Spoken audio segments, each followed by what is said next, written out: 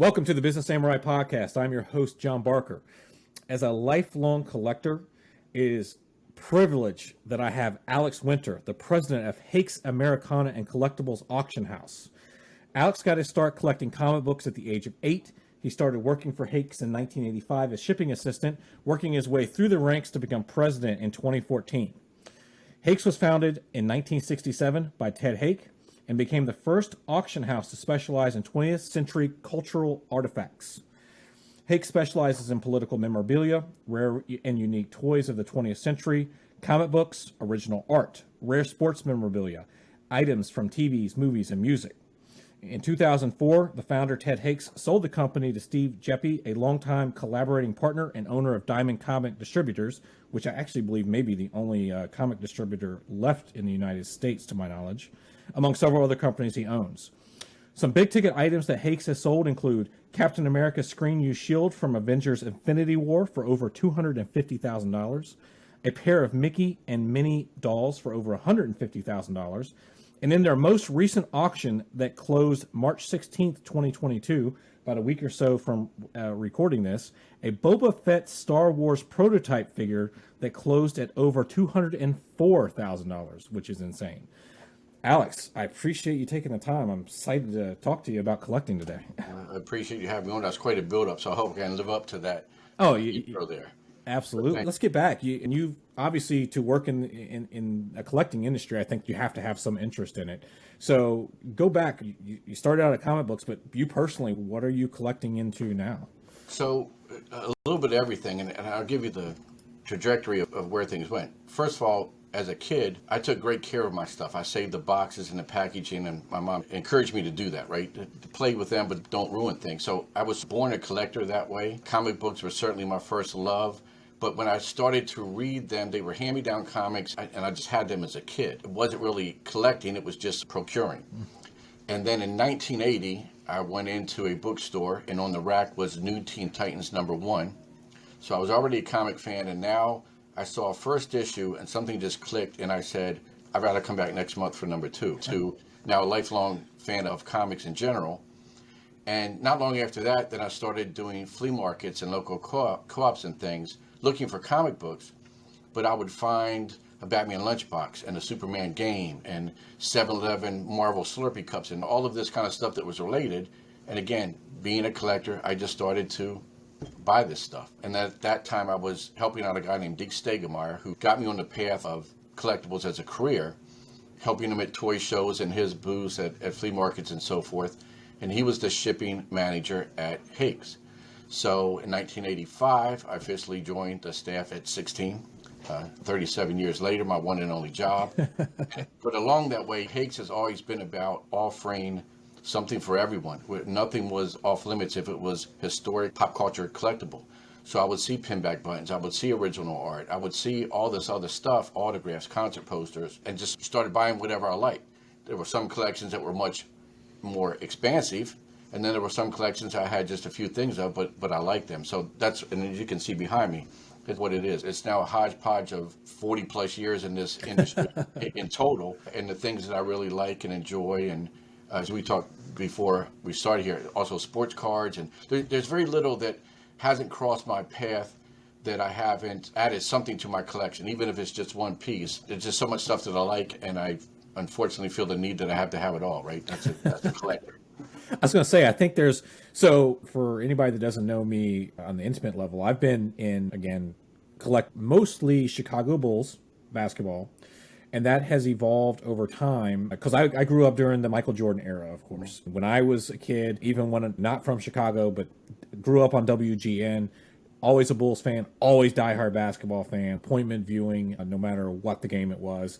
So I grew up in there, and that evolved into Superman. I've got little pictures of me as a little kid dressed up as Superman. And that, so when the Bulls steam ran out, I transitioned into Superman stuff, mostly partially because I like flying, but also because of some of the sentiment behind the character and what the character stands for is something personally I believe. But there's absolutely an addictive nature to it. So with you, with your collecting and how other people collect, you don't have a singular focus as far as a thing. Primary focus, okay, I didn't even touch on that, is music. Okay. So also in and listen to radio as a kid, fine. Was into Kiss in the late 70s, but more as them being a superhero themselves, right? I didn't own their music. I was a little too young to buy music. But in 1980, again with the new Teen Titans, Back in Black comes out and changes my life. So I bought that, and then for the next couple of years, all I did was listen to everything AC/DC, but I bought everything that they had and everything new that came out. And then finally broke out of that and started to listen to other bands. And in 1985, I got my first turntable, and that's about 6,000 records later. Okay. Wow. And just as many CDs, and I have reel to reel and 8-track. So my biggest collection is music. And one of the reasons is I listen to music all day long, keeps me going. That's what I bleed. But also, it's a collection that I can use. So I don't just look at it. I can pull at any second a record off the shelf and actually play it. So all of that adds up to it being my favorite of all my collections. But again, I just branch out, and one thing I have is from Salem, Massachusetts, early 1900s celluloid match safe with a witch on it. I like Halloween. It just was a neat piece, so I have nothing else like that in my collection, but that I do because I liked it. So I'm a little different in that I'm as broad as many collectors are much more focused, like when you were just Spools or Superman. And Superman can be, I just collect the comic books, or I just collect the action figures, or I just paper memorabilia from the 40s, the premiums and so forth. So a collector can be as focused as you want, or it can be as wide-ranging as you want. And that's what keeps it fun and exciting, in that there are limitless possibilities in what you can collect. And that also goes to value, right? You don't have a lot of disposable income. Right now, all you're seeing is $1 million comic and card, and that's out of range for most people. You can buy lots of comics and cards and everything in any price point, and then just be happy with that. You know, amass your collection as it suits your needs and your means. No, I agree. And one of the things, because I am part of a few groups, matter of fact, Zack Curtis is maybe, if he is not the world's premier Superman collector, he's got to be in the top 3 in my mind. I've actually been to Ohio and have seen his collection in person. And it's he bought the estate of Kirk Allen. And for anybody that's listening to this, Kirk Allen was the very first actor to portray Superman in live action in the movie serials. And so I've seen his collection firsthand, and that's how I got turned on to Hake. So he's very much I would say he's got a volume collection of older and vintage memorabilia, toys, and games. But I also see the other side of the ones, the part where I think the addictive nature can be in trouble at sometimes, is when everybody goes and buys something that just has the logo stamped on everything. And so when you've got a character that's like Superman or Batman or Star Wars, and it's legitimately just smashed on every piece of paper, every piece of clothing at the dollar store, and then I see people focusing in on, I see people focusing in and go, hey, look what I got. I got 25 chocolate bars, and they all had the Superman logo on there. And I'm like, great, what are you going to do with that? Right. And so I sometimes think that it's like, okay, that's where an addictive nature kind of comes into. And I don't know if that's something that is just inherent to everybody, but I do see that is pretty prevalent out there as well. And look, it's not everybody, right? For many years, for decades, I had to explain to everybody what I did. I would carry a catalog along with me to show them in the 80s and 90s because they didn't get it, right? They didn't understand. They understood, they heard people collect coins or fine art, but this other stuff, it was new. It wasn't new to the collectors of Disneyana and comics and so forth. They were doing it in the 60s and 70s, but it wasn't as widespread, wasn't as ubiquitous as it is now, in that every website, every TV show, that collectors, collectibles, all of this stuff is in our mindset. Now when you say I work at a collectibles auction house, okay, they know what you're talking about. So it took a long time to get to the point where it is now, and much of that has to do with the values of things, right? As values have risen, then you have places like ESPN covering when a card sale happens. Well, that didn't happen decades ago. They didn't care. So again, it's great for the collecting industry that it's has the exposure that it does, but it also reveals too the true nature of some collectors, in that we're obsessive. So one isn't enough, and I'm not talking about just one Superman item. I'm even saying I know collectors that have 5 and 6 copies of the same book or the same item. It's then it crosses over into hoarder territory. So there's a fine line between collecting and hoarding, and you just have to, again, pick and choose what makes you happy. And if you have a significant other, make sure that they're okay with what you're doing too, because that can become an issue. No, absolutely. I would periodically get my wife, go, what are you going to do or put with that? Because there's a point, like I said, I've seen those volume collectors. Because I used to get, probably like you, when somebody knows you're interested into something, it can make it easy if somebody wants to get you a gift at your birthday or Christmas or something like that. Hey, you like records? I'm going to go get you some records. And in my case, particularly when you've got something that's relatively mainstream now, it's still ongoing. The Bulls obviously still play, and you get a bunch of stuff that I went through. I call it the purge. Everything that was just that. I hesitate to use the term junk stuff, but the dollar store item type of things. And then you stick it all together in a couple bins. I'm going, what are you gonna do? This stuff's got to go. Like, I need to make this stuff go away. And then I have a mindset again, having a bunch of stuff from the 40s and 50s with Superman in particular, where I go, hey, these things to me have a little bit of a historical content to it, and I'm trying to preserve these things from my vantage point. I don't necessarily, we talked about this in an email before. It's not that I'm not aware of what something may cost, or if something now has a value risen to it, but that's not the main driver for it. I look at something going, I'm trying to preserve this piece of American history in a certain way, of something that I identify with and enjoy. But are you seeing now, and something I've seen with COVID in particular, with big auctions and its prices spiking and cards selling like crazy, that people aren't necessarily collecting for the love of collecting or love for a particular property, but because they may have more cash or may have more assets, are really purchasing these things thinking they're going to turn this around in a year or two with a 25, 50%, 100% return on investment, versus what I consider that collector's mindset. Yeah. Well, one thing you said that's very important is you said awareness of value, right? There's never been a collector in history that didn't buy something and know it has some value, intrinsic value, but also monetary. And price guides have been around for decades. Overstreet started in 1969, 1970. So collectors have always been aware that there's a value to things and it can increase. But that's never been the driving force. It's great if we find something for a bargain and we know it's worth more. And it's nice to see your collection increase in value over the years. But that's a collector's main thing is I have it, I'm holding it, I've got it on my walls, my shelves, whatever. That shifted in the last number of years as collectibles have become commodity. And we have to look at it that way. It's just a realistic thing these days.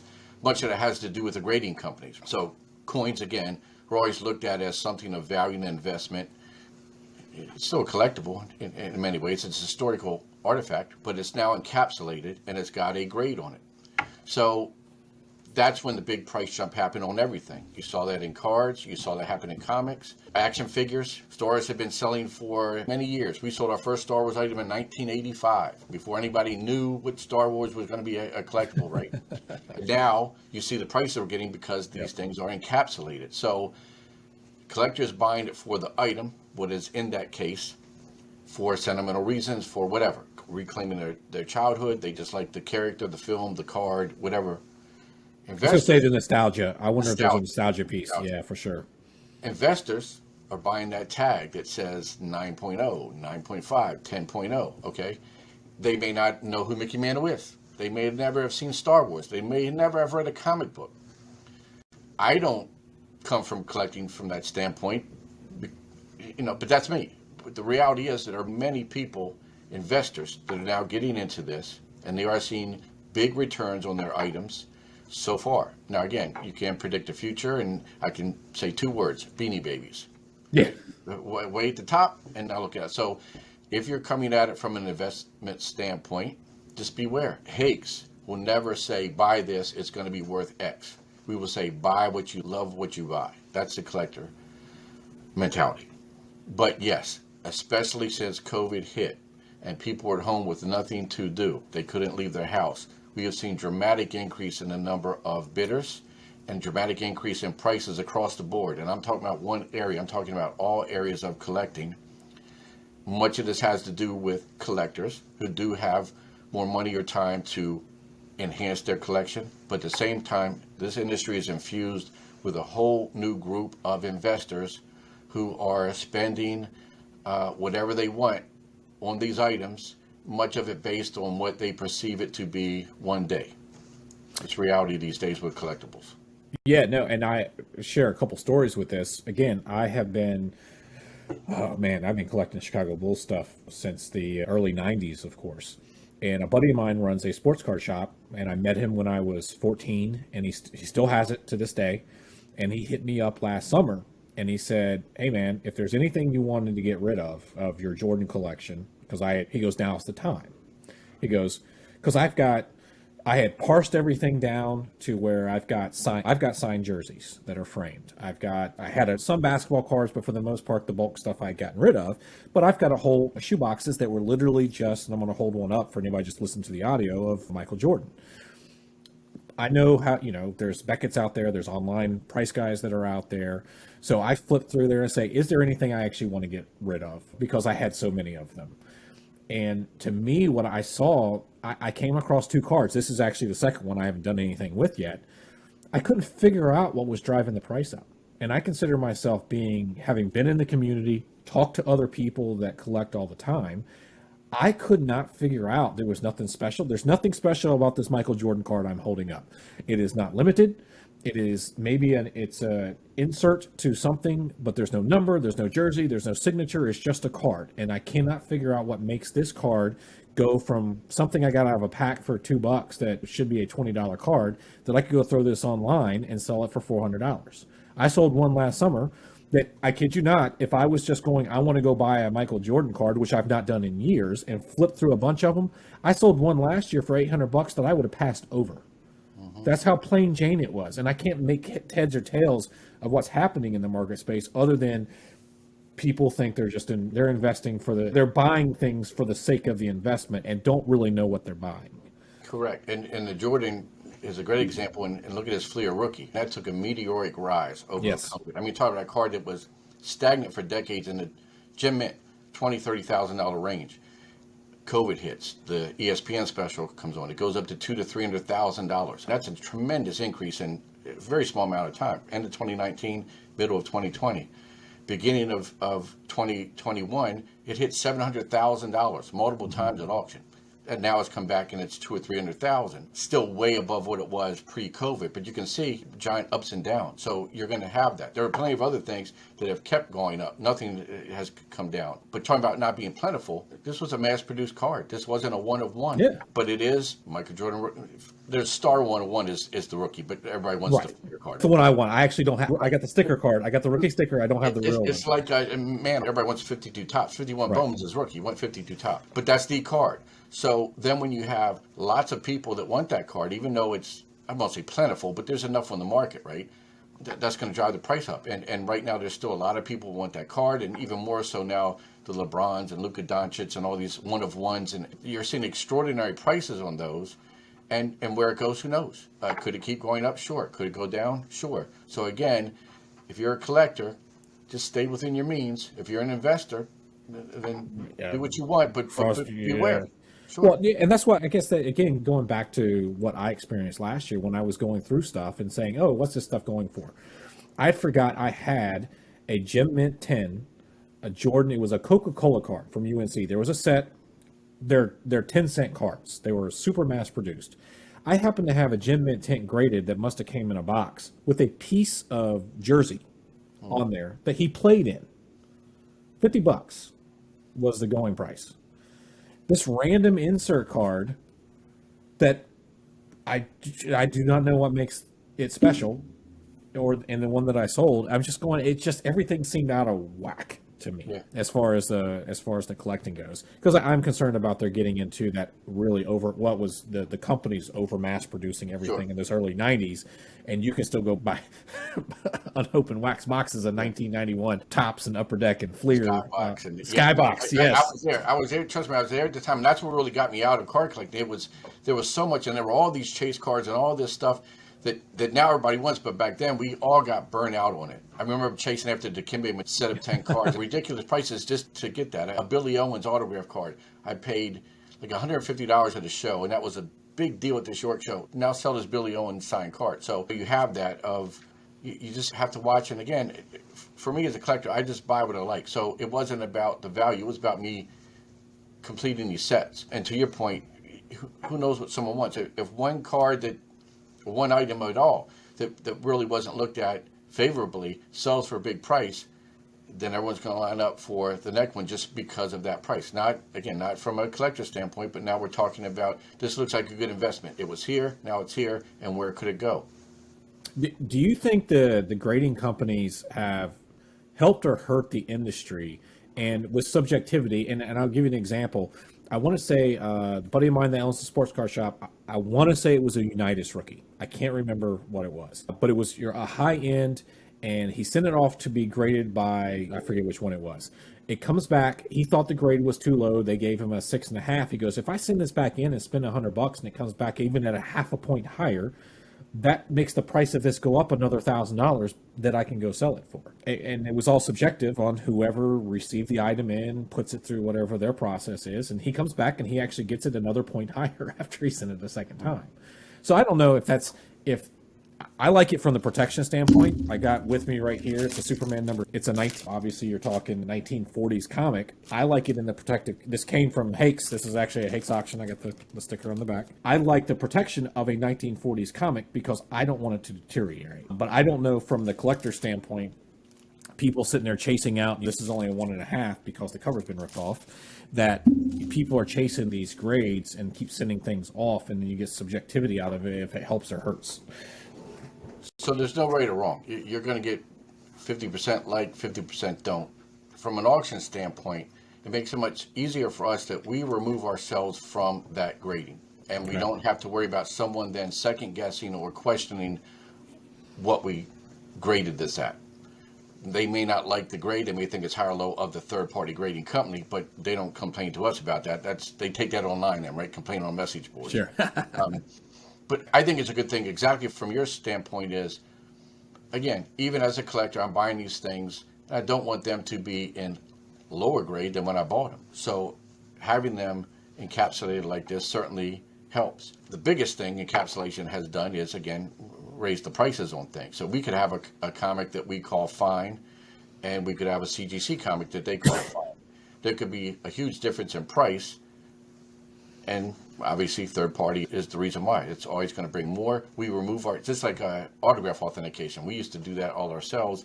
Okay. And then there were lots of questions. We've removed ourselves. Does everybody like every authentication company for autographs? No. Is it a good alternative to separate the auction house, the seller, the buyer? Absolutely. You can spout negatives about any third-party authentication or grading, but in the end, it really is better for the industry, in my opinion, as a collector and as an auction house.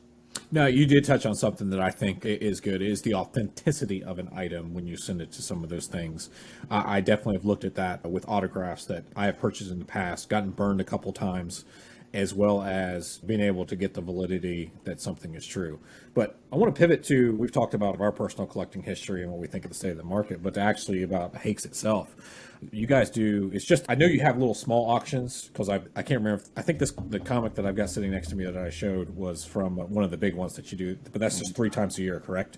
And then a little couple Right now, we're doing 3 premier cataloged auctions of multiple categories. Then we'll do about 6 online-only auctions in between that are more themed. One will be sports memorabilia. One will be comic books, a comic and action figure one coming up. We are going to start doing smaller cataloged auctions, and we're going to start with Star Wars in a couple months because we have that much material and that much higher-end material. So the lesser value stuff, we tend to just do the online auctions. It's quicker, easier. We don't have a high print cost for the catalog and postage. So those we make our premier events 3 times a year, but you will see other catalog auctions coming up throughout the year as well. No, and I want to tell anybody that's listening or happen to be watching this, I don't like having overhead camera flip through. I've been getting this catalog for years, and even though I'm very narrow focused, I thoroughly enjoy flipping through every page of this. There's history, particularly when you're talking, most of the catalogs start out with the political category. So you see buttons from old election campaigns. You've had stuff from George Washington on there. I think some Abraham Lincoln signed letters. Like I said, it's American history baked into this. And I know they say print is dead, but this catalog is fantastic. And I look forward to every year or every auction getting through it. And I legitimately flip through every single page in there just because I like looking at the historical stuff in there. And I think other people would, that have not I seen appreciate you or. that, and there's a lot of time and effort that goes into that catalog. But again, while I would like to get rid of it from a cost standpoint, right? No doubt. It's tangible. So again, we're dealing with customers, collectors that want tangible objects. I And many didn't times, help your argument. no, look, trust me. The owner of the company, Steve, is the same way. He loves a catalog, right? So that's how it is, and a great selling tool too. We can say, look at this catalog. We will treat your items properly. And one thing that stems from is we've done 20-some price guides and reference books, right? So we are historians as much as we are an auction house and sellers of these items. So when we catalog an item, we do it from the mindset of how we do things in price guides and properly present it, give it the right photos, give it the right description, put the bidder's mind at ease that they're going to get exactly what they are seeing in the catalog or online or wherever. So we take great time and great pride in making sure that, as far as we're concerned, we get it right on these items. So, talking about auction houses in general, how would you characterize the difference if I've got my Superman graded 1.5, I'm ready to part with it, of having you guys sell it versus throwing it up on eBay or something like that? What's the key differentiator from the business perspective? Number one, we take all the work and headaches away from you, right? You want to deal with eBay?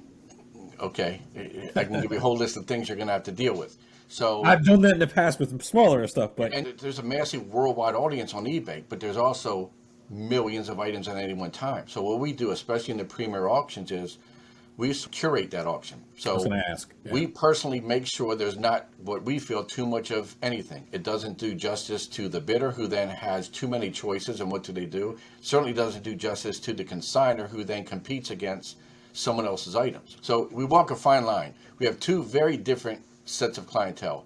A bidder wants to get the item as cheap as possible. A consignor wants to get the most they can for that item. How do we make them both happy?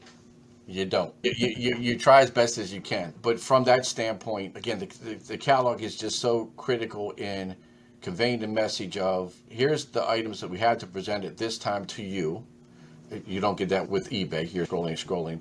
We organize it on our website. We have everything categorized. We make it as easy as possible for consumer to decide what they really want, and then they go after it. And again, a minimal fee, as far as I'm concerned, for all the work that we do versus what you're going to pay on eBay and do all the work. And auction houses in general, we'll just say Hakes. Essentially, every auction house has the same clientele, give or take, right? So you can go to any auction house, and if you got the right item, you're going to get the right price. Any given day could fluctuate a little bit, but what we take to heart at Hakes is that we make sure we do everything we can for the consignor to make them happy, and at the same time, we make sure that whoever wins that item is going to be happy with that as well in the end. So we take great pride, great time in what we think is presenting things better than any other auction house. That's, up for debate. I'm biased. At the same time, though, nobody should be. Thank you. But nobody can say we've done it longer. That's one thing we can say. 1967, we are the first collectibles auction house. So with the items that you receive in, you talked about curating them. Is there a period, do you have a year cut off, particularly for newer items, I will say, where you go, because if you flip through the back, you start getting into the action figures, the graded stuff. Because these are things from my childhood where I go, hey, I used to have that when I was 10. I see the Transformers and the G.I. Joes and stuff like that in there. Do you have a cutoff on the new stuff where you go, hey, we're not ready to bring this in here yet. This isn't aged enough, or this is not popular enough? It used to be that way decades ago. It did take a bit of time for somebody to want that item back in their life, in their collection, whatever. Nowadays, no. With the cards, right? You can have a pack of cards, and here's we'll sell that now. New comic books off of the rack. There's all these variants that are happening. True. Yeah. So no, there's no time frame. It's more of, what are the collectors looking for? Okay. For the most part, it is vintage. And when I say vintage, even now, I'm talking at least 10 years old, but 20, 30. I laugh. I again, mentioning Zach again. I've been to his little personal auctions, and he'll go, hey, this is vintage. It's 1995. And I'm like, I'm older than that. There's so much stuff being produced that is new, but even a couple years old, you can call it vintage. So no, we don't discriminate against anything as long as it has some kind of collector value. Now, the vast majority of the new stuff being produced does not. It's overproduced. It's mass produced. Sure. But there's still, like I said, limited edition cards and these variants, and so there's no time frame. It's really a matter of, do we have customers, and if so, then we have to learn it, right? Just like Pokemon, video games. There are things that are in the here and now that just a few years ago we certainly was not in our vocabulary, and now it must be because people are asking for that.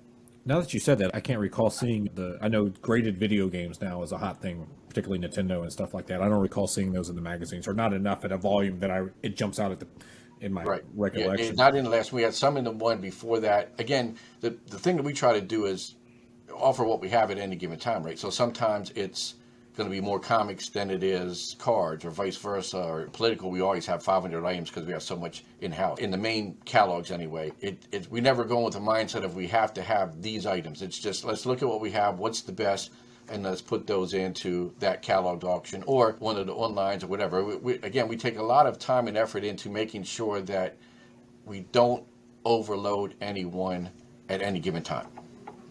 And from what I saw, from a valuation standpoint, for it to be worth you guys to even list it in there, I think I've seen minimum bids are never below $100.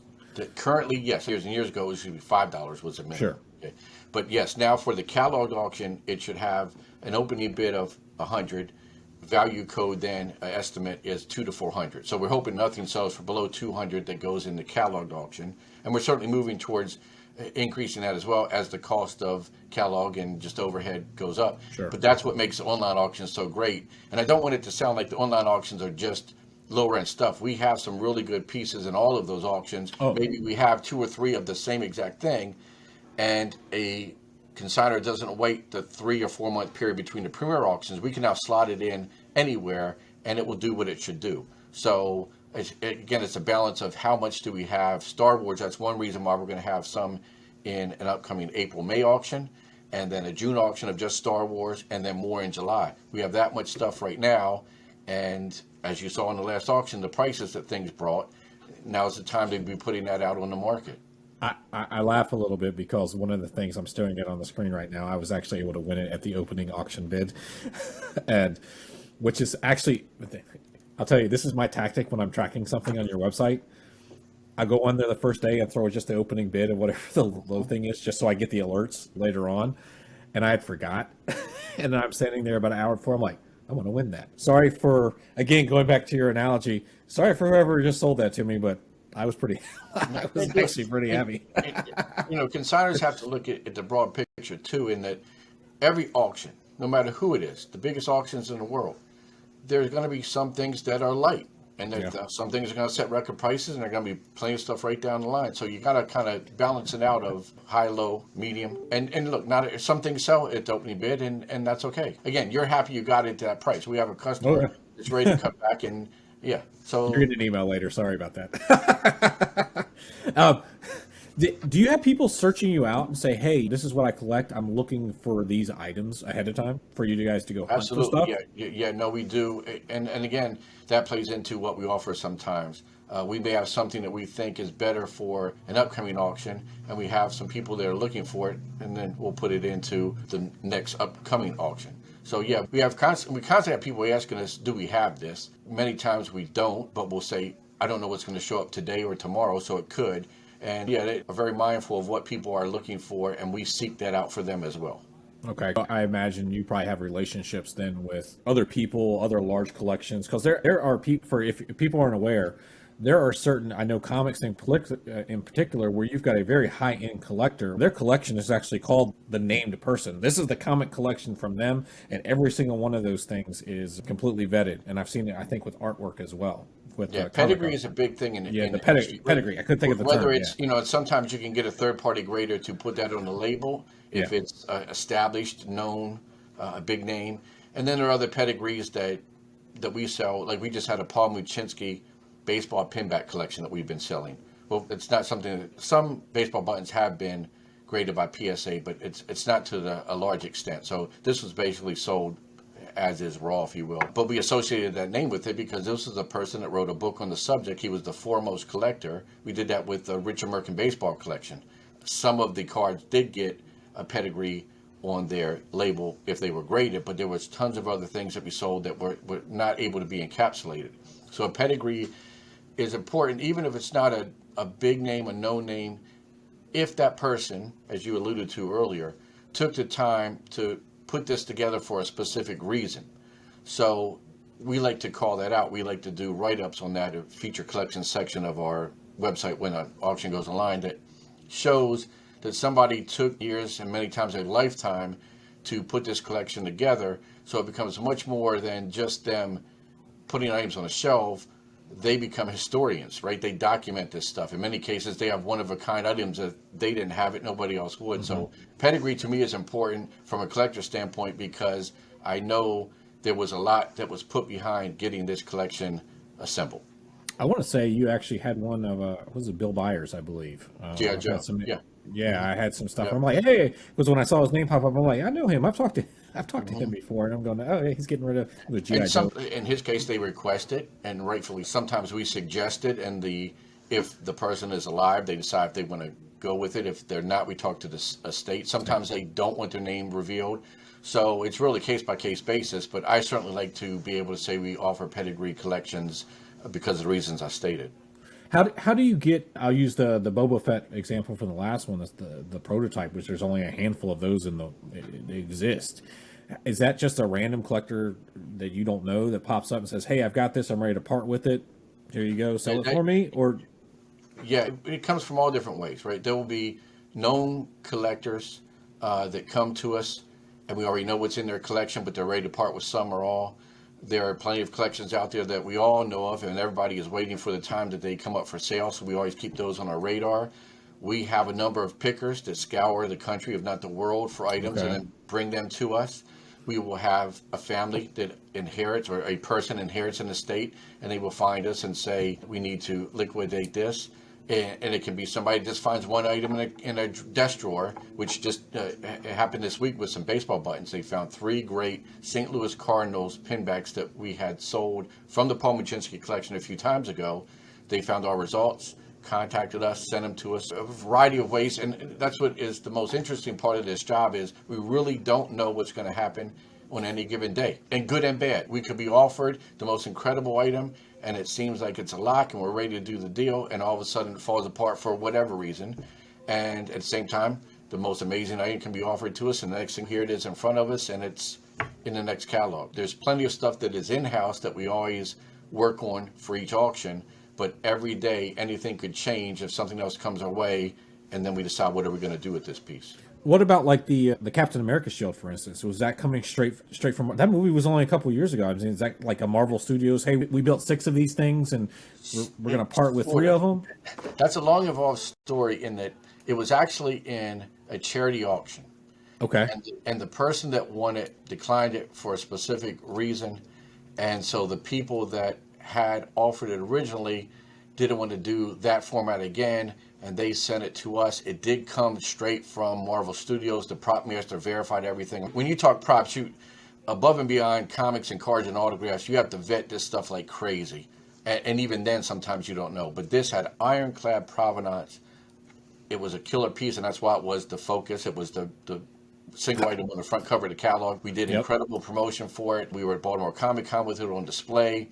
So that was the kind of piece that every auction house wants. And actually, when we got it and posted online that we had it, there was some chatter, as it happens on social media these days. I don't know if you've noticed or not, but lots of people like to talk. I can't find you on social media, actually. Me? You won't. And even on Facebook, I've got to have a Facebook page because of Hakes.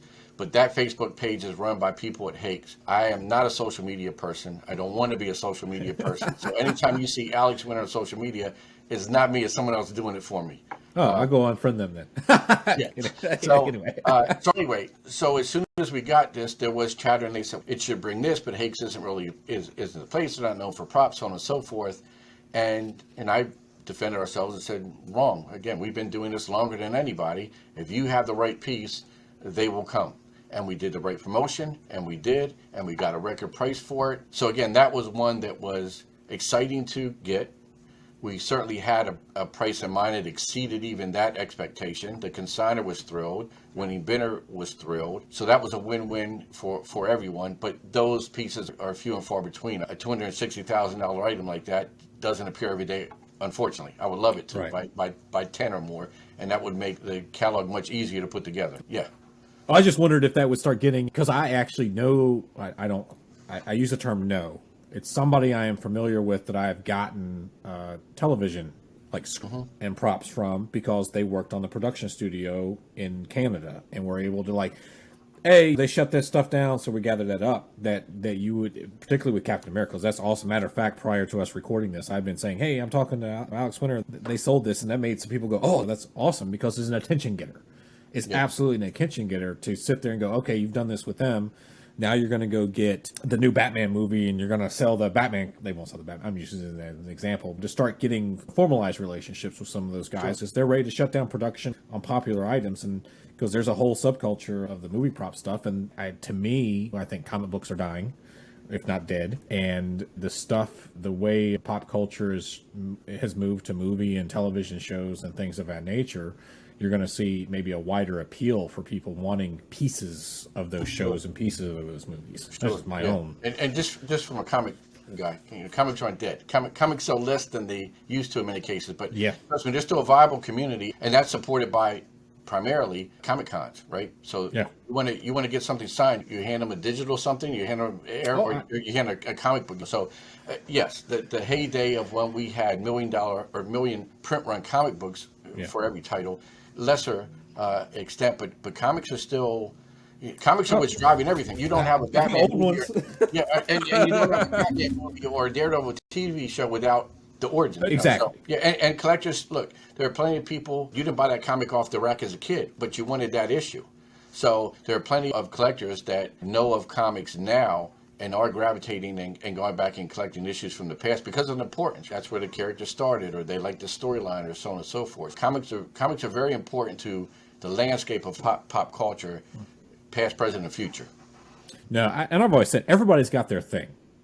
Somebody listening to this going, oh, you're crazy, you look like Superman. I guarantee you've got something in your life, whether you actually actively know it or not, that you're interested in. Everybody's got their hobby with those things that they accumulate knowledge or accumulate items with some of that stuff. Do you have trouble with stuff that comes in and you go, ah, crap, I want this one myself? Look, we stayed in the catalog. Employees can bid if they want. We're all collectors. So yes, there are things that I bid on. This last auction, I won nothing. That's how robust the bidding was. I like some things. I let them go to somebody else. And I bid in other auction houses, and I go on eBay. And again, I don't have a room with stuff like this just by chance. So I'm actively always seeking things out. But yeah, the one good thing is that I don't have to own everything across my path, because for a short time I did. Right, it's in front of me. I helped catalog it, or the Shield. I saw it. I got to hold it. We took it to the Comic Con. So that's also the beauty of this job, is that while you can physically obtain these items and add to your collection, if not for a brief period, they were in your life. So it's cool just to think of all the things that I've seen at Hakes over the years. It's just an unbelievable amount of stuff. A museum has passed before my eyes over 37 years here. Oh, no, I have no doubt. And when you're talking about switching back, this is sometimes circular conversations to a degree. Talking about when you get one of those one-off items and you're sitting there, looking at your team of experts that kind of work there, that specialize in something. When you go, how do you start putting in somebody comes in, I want to sell this. We think it's going to go within this range. How do you start identifying that when you're dealing with one-offs or something that's 60 years old and nobody's seen it in 30 years? Very difficult. And some auction houses give no estimates. Some give a price plus, so 1,000 up. We've always been about very structured. Here's a number range. And we use comps, we use our past sales, we use other sales, we use all kind of different factors. But when it comes to those one-of-a-kind pieces, there have been a few that we put an open estimate on because it just was really that unknown. I saw that once. I can't remember what it was. I do remember that. Martin Luther King document we did. One of the Babe Ruth, there's not a couple of the Babe Ruth buttons that have never sold. So we did, but For the most part, we try to put some kind of range on it. And that's an educated guess. There are plenty of things that sell well above that, as we saw again. Go back to Star Wars. Hate to keep going back to Star Wars, but that's a case in point this time that so many things went above estimate. And a lot of that was even apples to apples. Sometimes it's apples to oranges. Sometimes it's apples to donuts. It's such a wide range that it is hard to do that. But we feel it's important to put that out there, just give some kind of idea of what we think the value is. Ultimately, it is up to the bidders to decide. So there's no right or wrong to any of this. It's just what works for each auction house. And so we've always done estimates and tried to hit the market as best we can.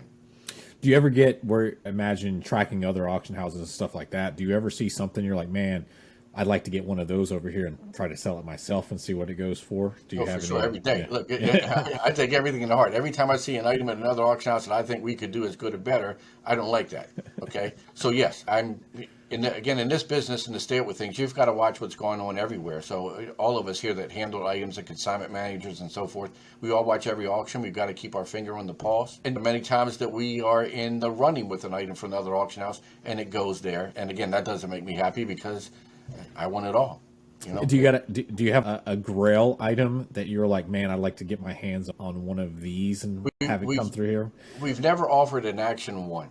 We had a Detective 27 a few years ago. I would like a nice copy of Action 1.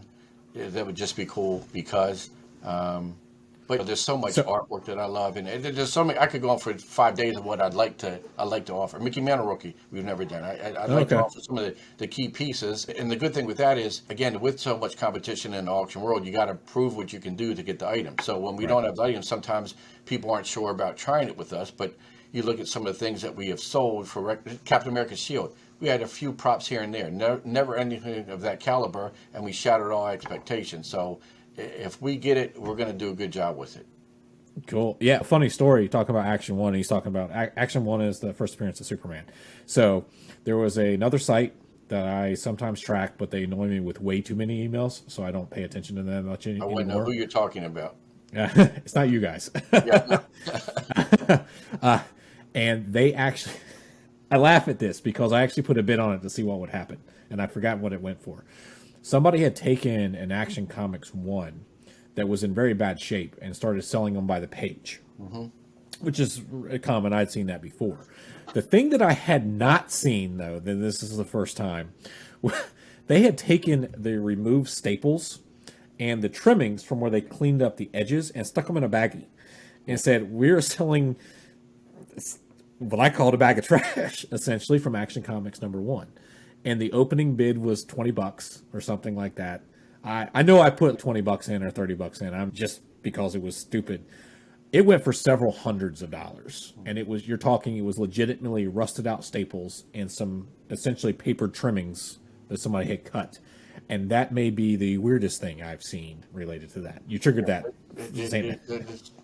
But again, somebody wanted it, right? Somebody wanted it for hundreds of dollars. Got into this industry. One of the first things I did was I would go through, at that time there were lots of trade publications. And I would go through all those and look at the want ads to get names to send catalogs to. And one guy said, I collect barbed wire. He collected 12-inch pieces of barbed wire. They all looked the same to me.